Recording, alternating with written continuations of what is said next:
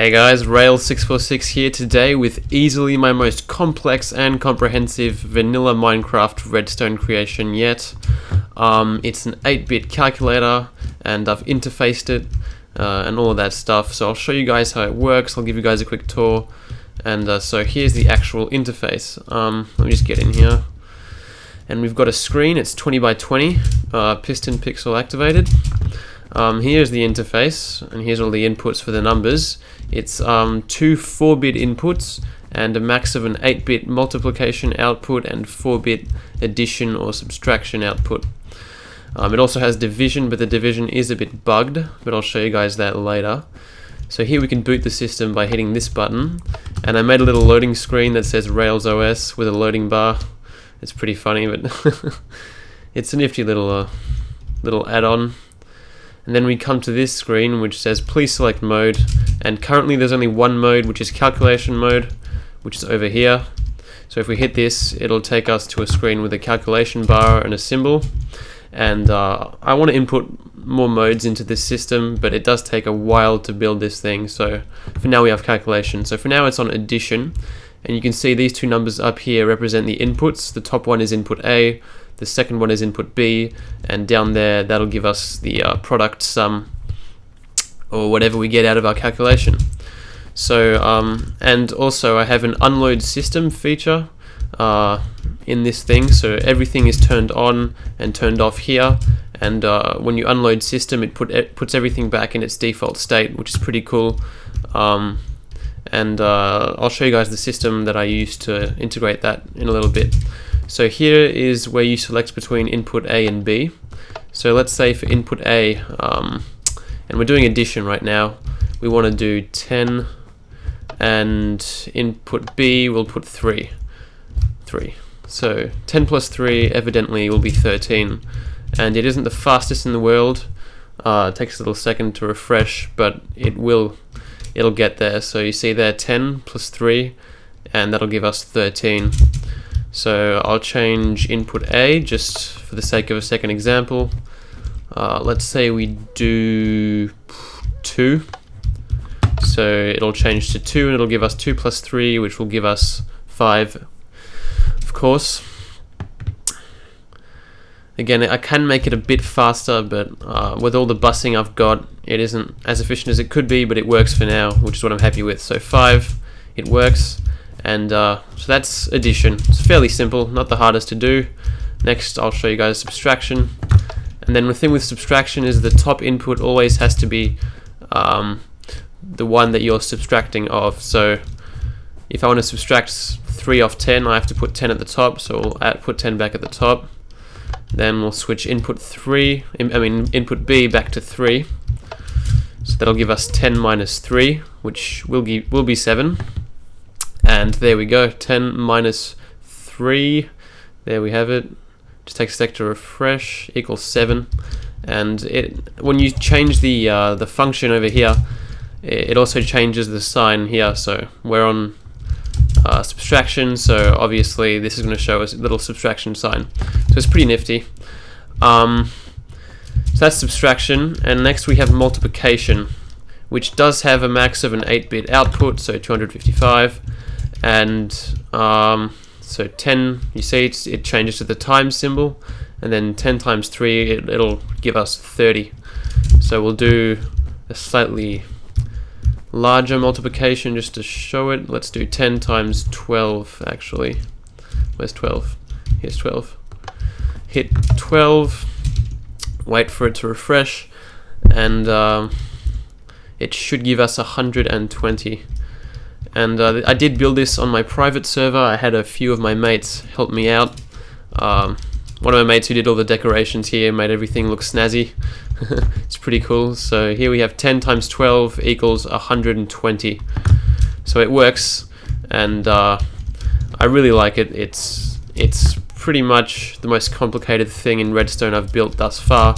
And here we have just well, this is the screen. So the system visual display that I want. That's the main part of it. The main thing that you're looking at. This on here is just a 7-segment display that will also display the sum or product, And as you can see here, 120, 120 is the same thing. However, sometimes with the higher numbers, I don't know why, but these pixels glitch a bit. Something to do with the timings. But here's the vital display, and it's working perfectly, which is great.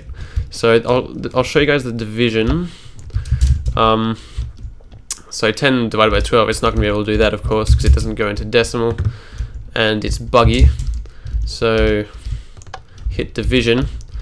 I'll do 10 divided by 5, actually by 2, see if that works, because sometimes the division, it won't actually function. It'll give you a completely incorrect number. All the other functions working perfectly. I think it has to do with the sort of the physical binary circuits not being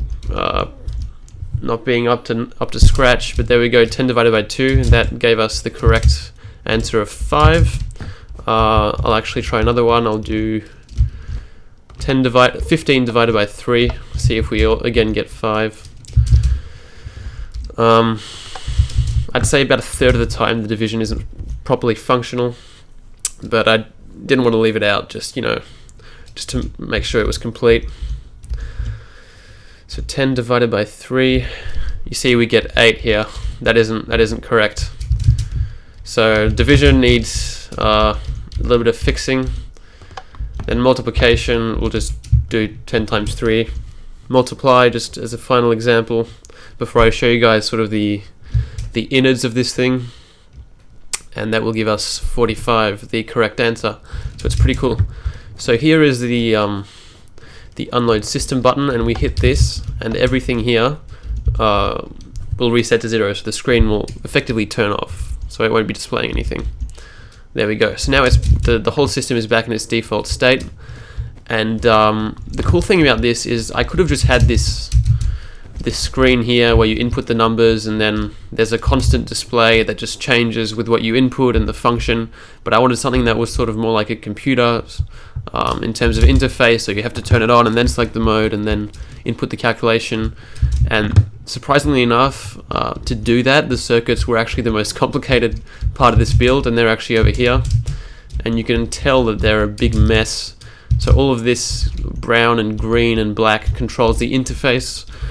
All the conditions, so all this controls whether or not pressing the unload button will actually unload anything, because let's say the system is already off, you don't want a signal coming in through the unload button and then turning on a display or something like that. So you have to have all the conditions right so that it'll only send in another input when the T flip-flop is set to show the screen on, so then it'll turn it off, and that is obviously the reset state.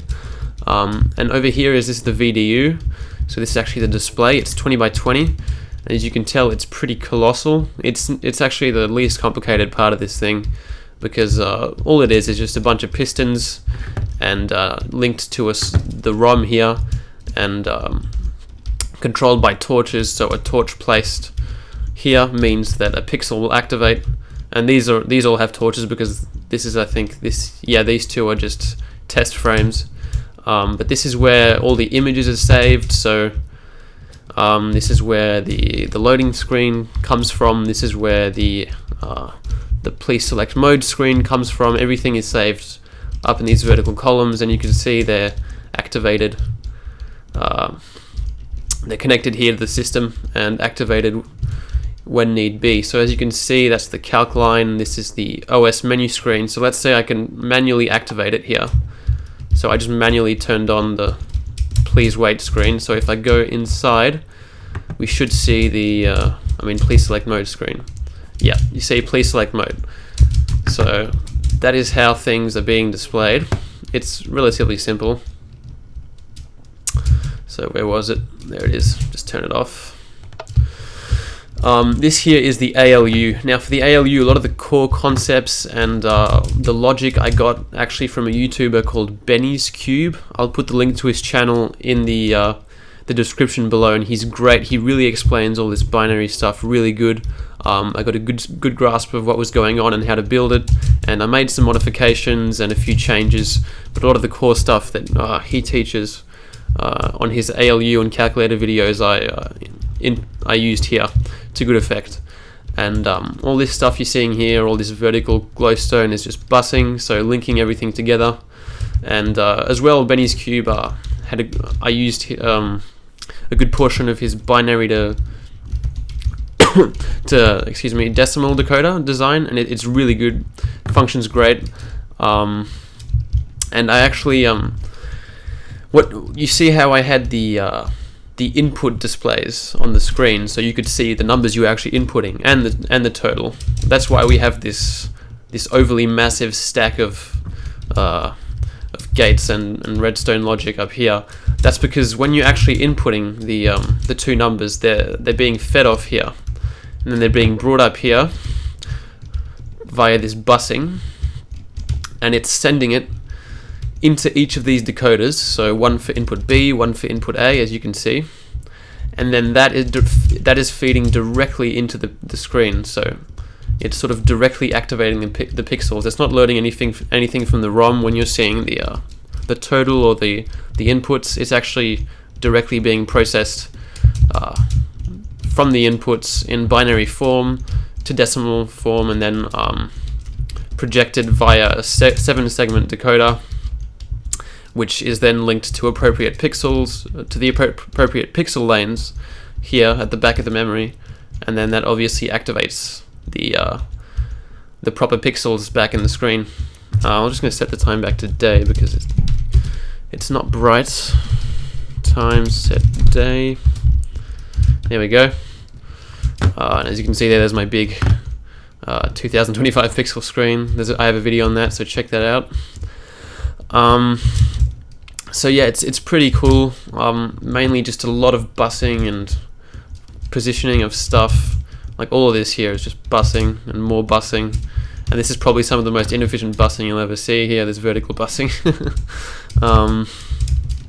It is what it is, it works. It's not the fastest.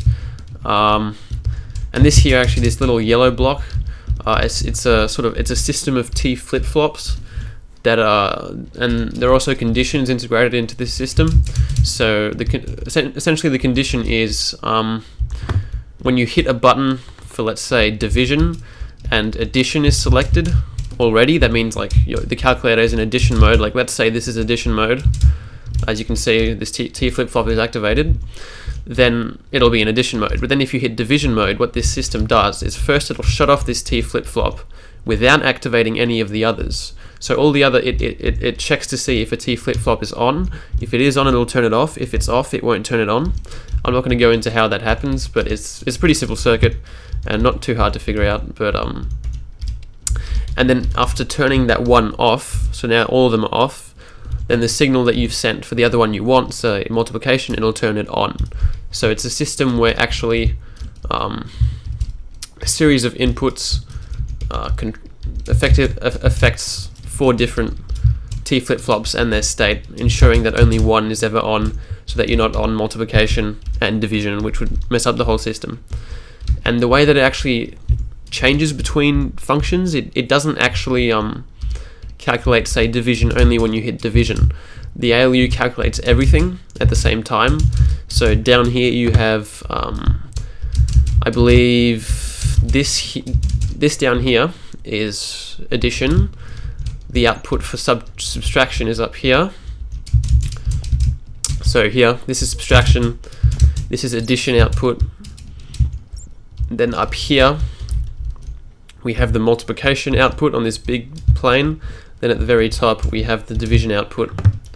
And again, for all these ALUs and all the binary logic, I really recommend watching Benny's Cubes videos. He's really good at what he's doing, and he makes it pretty easy to understand if you're paying attention. So there you have it. It's a 8-bit calculator system interfaced with a 20x20 VDU and input and product display. So it's pretty cool, and thanks for watching, and I hope you check out my other videos, and I'll have some more stuff uploaded soon.